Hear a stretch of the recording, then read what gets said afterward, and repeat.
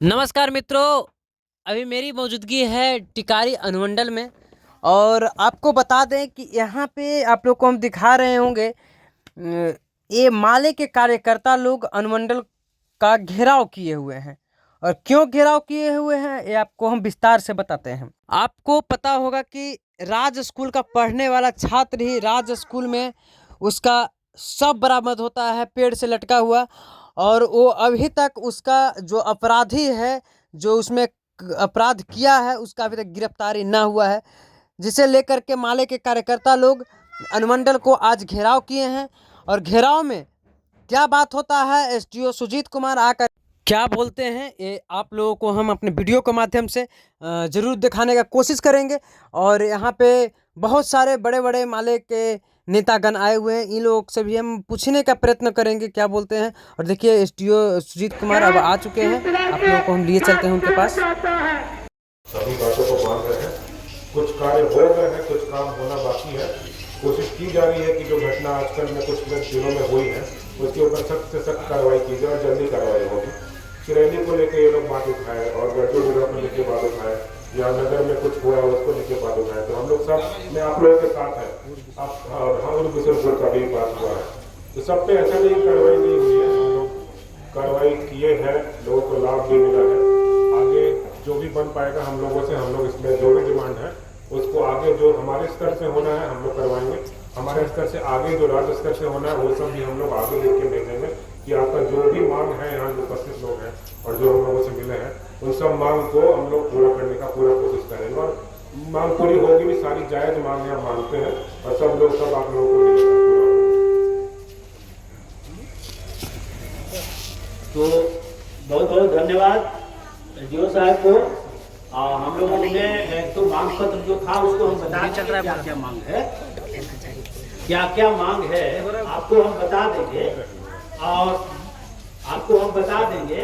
तो एक तो बातचीत भी सकारात्मक हुई है, दूसरी बात जो है दूसरी बात हुई है कि जो भी हमारी मांग है उस पर ये सहानुभूति पूर्वक काम करेंगे। कुछ चीज़ों को आगे बढ़ाया गया है, बाकी जो शेष है उस पर ये आगे प्रयास चलाएंगे जो नियम संगत है। तो बहुत बहुत धन्यवाद यहाँ पर प्रशासन को। और आगे आप देख रहे हैं कि रोशन के हत्यारों को लेकर टिकारी अनुमंडल का आज घेराव किया गया, जिसमें माननीय हमारे एसडीओ साहब के पास लोग 5 गो प्रतिनिधि गए हुए थे। और सीपीआईएमएल के लोगों से मैं अभी पूछ रहा हूं कि आखिर क्या वार्ता हुई और आपको क्या आश्वासन मिला और आपका क्या कहना है और एसडीओ साहब का क्या कहना हुआ, आप वाइट के माध्यम से आपको मिल रहा है। हम लिए चल रहे हैं, प्रदेश के निरंजन जी हैं, हम इनसे जानेंगे कि आप अपना पूरा परिचय देंगे। मैं निरंजन कुमार, भाकपा माले बिहार राज्य कमेटी सदस्य और गया जिला सेक्रेटरी।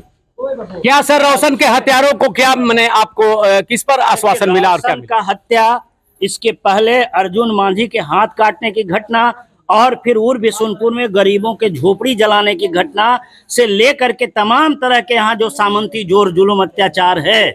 और फिर इस बार देख रहे हैं कि खास करके गरीब टोलों पर ये जो नीतीश कुमार का झुंझुना है, नल जल योजना फेल है, लोगों के सामने पीने के पानी का गहरा संकट है। इसलिए हम लोगों ने स्पेसिफिक ढंग से बताया है कि देखिए यहाँ पीने की पानी का संकट है। कुछ मामले में ये हाथ उठा रहे हैं कि ये पॉलिसी मैटर है और सरकार हम लोगों के पास कोई अलग से फंड नहीं देती है। मुखिया लोग से बात करेंगे तो मुखिया कहते हैं कि हमारे पास कोई फंड नहीं देती है, सारा योजना पीएचडी को दे दिया गया है। पीएचडी कहती है कि हमारे पास नया बनाने का नहीं है, कुछ मरम्मत करने का है।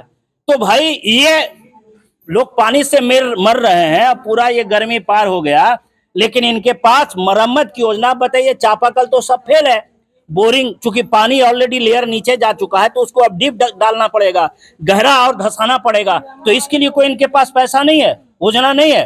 तो इसलिए आप तो पूरे भर गर्मी गरीबों को पीने के पानी के लिए तरसाए और अभी भी गर्मी खत्म नहीं हुआ, ये अक्टूबर नवंबर तक जाएगा। जो वर्षा का हालत है उसमें कहा नहीं जा सकता, जो लेयर चली जाती है वो वापस आएगी कि नहीं आएगी इसकी कोई गारंटी नहीं है। चलिए हम यहाँ पर आपको रोक रहे हैं। यहाँ पे रोशन के हत्यारों और ये जो अभी संजय मांझी को जो हाथ काटा गया, इस पर आपको क्या आश्वासन मिला? अभी एसडीओ साहब के पास गए थे। देखिए, संजय मांझी के सवाल पर एक तो उनको मुआवजा अभी 50,000 रुपया आया है। अनुसूचित जाति जनजाति जो अनुश्रवण समिति है, वो पैसा उनको मिला है 50,000 का। अभी चूंकि नियम उसमें है कि एफआईआर के बाद आपको मिलेगा फोर्थ, और उसके बाद शेष चार्जशीट होने के बाद मिलेगा, बाकी कॉग्निजेंस होने के बाद मिलेगा।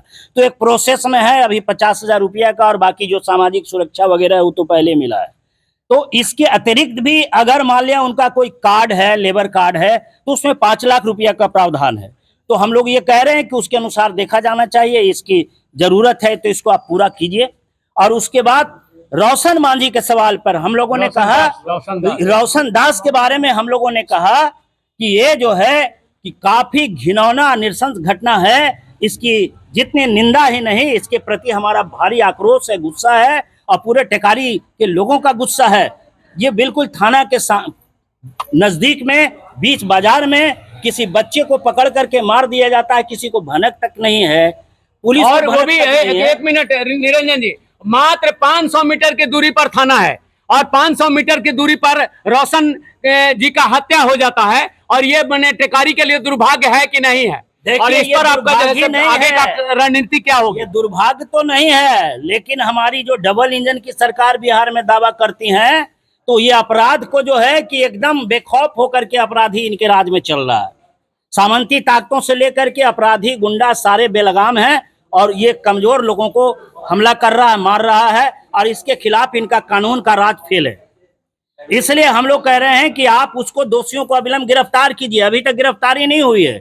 कल हमारी बात एसएसपी से भी हुई थी, उन्होंने कहा कि हम इस पे जा रहे हैं, टेकारी में हम जा रहे हैं। कल ही वो आए थे टेकारी भी, और हम इस पर स्पेशली बात करेंगे, लेकिन अभी तक हमको जो जानकारी है कोई गिरफ्तारी नहीं हुई है।